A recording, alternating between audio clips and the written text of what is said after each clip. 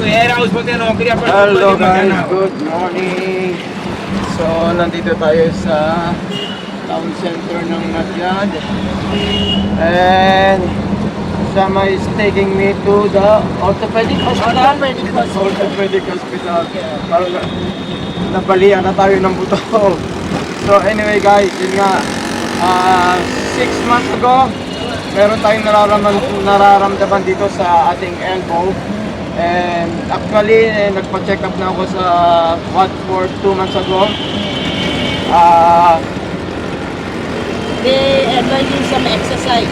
No, they confirm it is tennis elbow. Meron tayong physiotherapy doon sa Watford.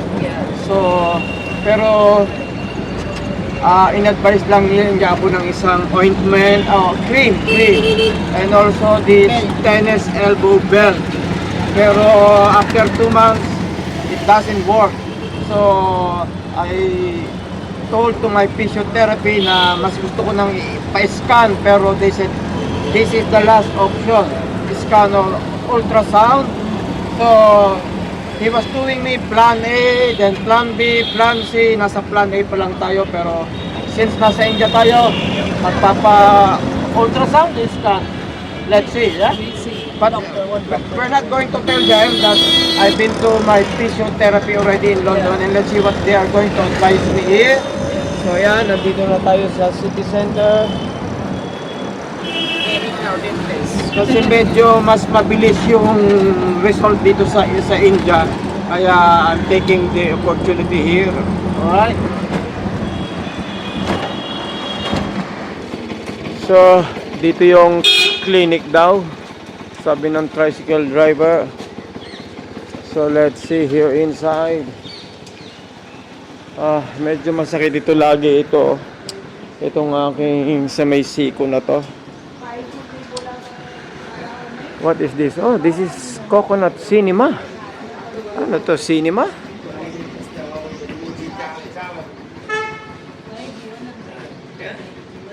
First time tayo sa area na to.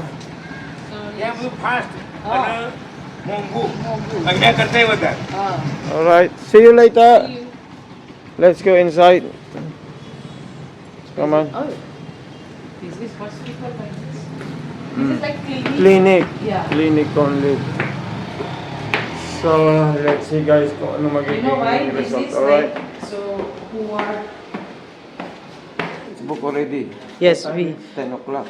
booked the appointment I come here for consultation only. Hmm. It's just 600 rupees the Hmm. payment here. Dr. Jatin Shah. So they will call us straight away. Yeah, because 10 o'clock he said it's less crowd. So that's why I bring you early. Oh, thank you very So much. this is your case and he will call you inside straight away. He's going to inform. Anand Orthopedic Hospital. Yeah. Okay. And this is your case. Okay, let's see what he's Let's see what advising. the result. He is going to call you inside. So here you are guys. We're going to do x-ray first. Yun ang advice ng ating physiotherapy. Is it his physiotherapy or orthopedic doctor? He's orthopedic doctor. Orthopedic doctor. Yes. So first he advised me to do x-ray. Hmm. And then let's see. It cost you 1,000 rupees. 1,000 rupees. Yes. every room Has a fee. Alright. Yes. But at least it's very quick. Very quick. In Yes. London, they Waiting. told me to maybe that this is the last option. So what he advised you to give you medication? Yeah, he was telling me, do you want straight away injection if I'm not diabetic or medication? But I choose medication first. He for 5 said better days. you try 5 days medication, Yeah, if it because doesn't we are 1 week here. If it doesn't work, then you can go for injection. We'll see after medication. Okay. Ben, You Because ask of- him. because of this extra, I have to go out. It's radiation, yeah? Really? Yes. Okay, bye. Alright. You see, nowadays it's very easy. Before we have to print the copy. Yeah. It is very digital. You see, it will go to computer straight away with him. Your name is there. So 2 he take. Look. Do we take? Yeah. And Anywhere you will see print there on the big screen. You see? This is the straight one. And yeah, this is oh, the it's straight crack. one. No, it's normal. It's not crack. He will send it. He will print here, or he will just send it to him. He will send to him. You see? Oh, bapre. Oh, bapre. Oh, bapre. He will. Oh, look, it's crack. Ben, it's not No, crack. it's not crack. Normal. How you can fold if there is no?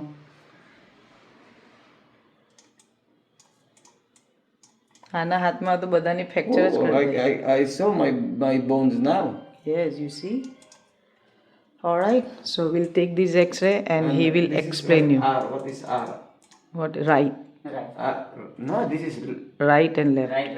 right. Right. Yes. This is right. No, right side and left side. All right. Right and left. Yes. Okay. All right.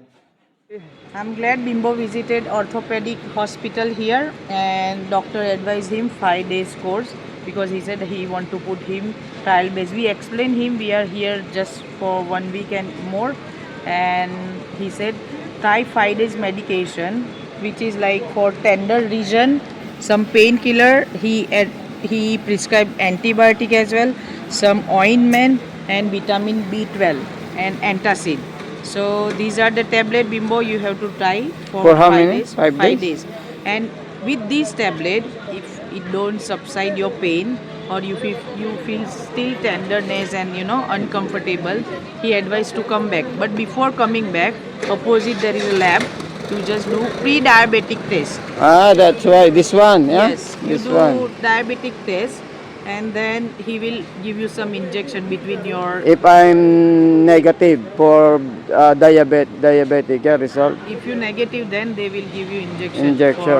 Because your muscles are tender. Ah, And he right. said avoid activities which is too much strain. Okay. Minimum you lift up 5 kg only. Mm. How I can do. Rest your elbow, So- and this is the So at least treatment. you And know. hot and cold compression. And Yeah. this tender belt. So let's go. Yeah. That's why I decided I took the opportunity here because when in London I visited my physiotherapy Yeah. and they are doing me that they said plan A first, which is And look here, straight away X-ray. yeah X-ray. In our hand. This will be the last option there. Yeah. He told me Yeah. because I was suggesting I want to do the scan, but he Scan. said no, this will you be the last will not option. need, he said, hopefully. So I was doing the plan A, which is the ointment and this this tennis elbow belt and also exercise. Yeah, medication. Exercise. Yeah. So, but I'm still suffering for more than 2 months now. Yeah. So let's see after this medication, after 5 days, if I will get better or worse. So thank you for watching Bimbo Cornejo Vlog. This is my health issue, and Sham as well has health issue. I will She will you. update you as well, and because she got already the result. Thank you, guys. Good morning, guys. So after 5 days ng ating medication, ang dami-dami rin palang medication na yun. Mahirap talaga pala magkaroon ng problema sa tennis elbow. I thought it's ordinary lang na pain dito sa elbow, pero grabe yun, daming binigay na medicine sa akin. So I think this is the antibiotic, and this one, ayan na. And okay naman, guys, meron namang improvement, pero hindi talaga totally nawala yung pain.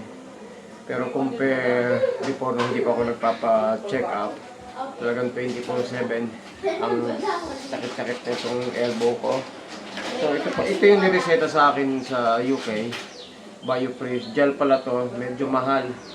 Sa peso siguro, mga nasa 2,500 pesos. And ito naman yung ointment na prescribe dito sa akin sa India. So ayun, kaya I take the opportunity nga dito sa India dahil mabilis kasi dito ang result compare dun sa UK.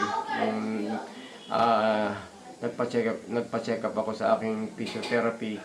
Yun lang, exercise lang, tsaka itong gel at tsaka yung elbow what is this?